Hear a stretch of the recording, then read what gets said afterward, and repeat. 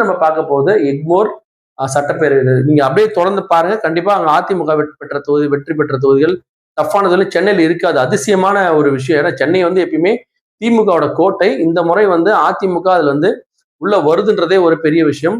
நாம் தமிழரும் தமிழக வெற்றியும் கடுமையான ஃபைட்டு தராங்க. அவங்க தமிழக வெற்றியினுடைய அந்த இப்போ அவருடைய அந்த பரப்புரெல்லாம் குறைஞ்சதுனால இன்னும் கொஞ்சம் குறையாம நான் டஃப் பண்றது இன்னும் கடுமையா அவங்க போராட வேண்டியிருக்கு. அவங்க ரொம்ப ஆல்ரெடி விட்டுட்டாங்க. இதுக்கு மேல விடாம பண்ணாங்கன்னா இப்ப நம்ம சொல்ற வாக்குகளை அவங்களை தக்க வைக்க வாய்ப்புகள் அதிகம் இருக்கு. இப்ப எக்மோர் வரைக்கும் பாத்தீங்கன்னா தமிழன் பிரசன்னா நீங்க ரொம்ப அதிகமா வந்து டிவியில பார்த்திருப்பீங்க. அவருடைய பேச்சுல ரொம்ப பார்த்திருப்பீங்க. ரொம்ப தொலைக்காட்சி விவாதங்கள்ல வந்து ரொம்ப கலந்து கொள்ளக்கூடிய ஒரு ஆள் வந்து தமிழன் பிரசன்னா. அபிஷேக் ரங்கசாமின்ற அதிமுக சார்ந்தவரும் ராஜ்மோகனும் அதே மாதிரி ஒரு தொலைக்காட்சியில் வந்து அதிகமா கலந்து கொள்ளக்கூடிய தாவேக்கா ஒரு செய்தி தொடர்பாளர் ராஜ்மோகன் அவர்களும் சரண்யா என்கிற ஒரு தமிழக வெற்றி நம்முடைய நாம் தமிழர் கட்சி சார்ந்த சரண்யா அப்படின்ற 4 பேர் வந்து இங்க மெயினான இந்த 4 பேர் வந்து போட்டி போடக்கூடிய இந்த எக்மோர்ல வந்து பாத்தீங்கன்னா 2021 நல்லா பாருங்க 58.3% வாக்குகள் வந்து திராவிட முன்னேற்ற கழகமும் 25% வாக்குகள் வந்து அதிமுக சார்பில் ஜான் பாண்டியனும் வந்து பெற்றிருக்கிறாங்க. ஜான் பாண்டியன் யாரும் உங்களுக்கு தெரியும். மக்கள் நீதி மையம் 8.5, நாம் தமிழர் 5.3 எவ்வளவு கம்மியாயிடுச்சு பாருங்க இந்த இடத்துல நாம் தமிழர் கட்சி. கிட்டத்தட்ட பாத்தீங்கன்னா மக்கள் நீதி மையத்துக்கு அதுக்குமே 3% வாக்குகள் வித்தியாசம்.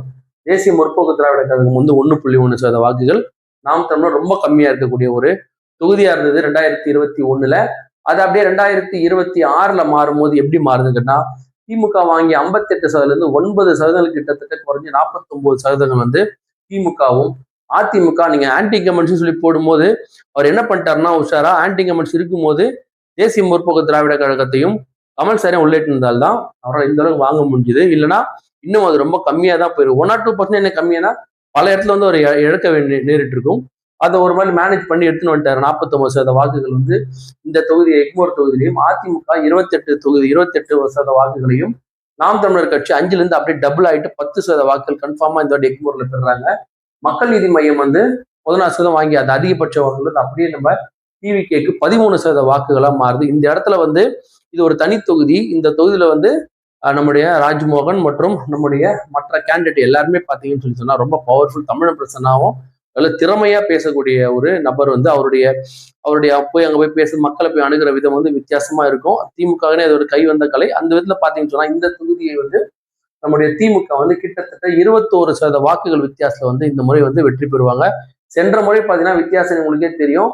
36, 46, 56, 32% வாக்குகள் வித்தியாசத்தில் 32% வாக்குகள் வித்தியாசத்தில் 32 இது கிடையாது வித்தியாசத்திலேயே வெற்றி பெற்றவங்க போன முறை.